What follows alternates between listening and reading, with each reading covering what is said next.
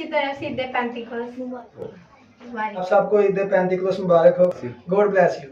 मेरी तरफ से और हमारे चर्च की तरफ से ईद पेंटिकोस्ट मुबारक हो। आप सब बहन भाइयों को मेरी तरफ से और मेरे घराने की तरफ से ईद पेंटिकोस्ट की खुशियाँ मुबारक हो। आमीन। आप सबको बरकत अपने जलाल के लिए इस्तेमाल करे। मेरी तरफ से और शान की तरफ से आप सबको ईद पेंटिकोस्ट की ढेरों खुशियाँ मुबारक हों। खुदा आपको बरकत दे और अपने जलाल के लिए इस्तेमाल करे। आमीन। मेरी तरफ से आप सबको ईद पेंटिकोस्ट मुबारक हो।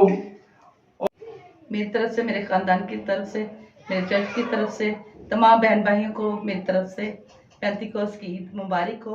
God bless you.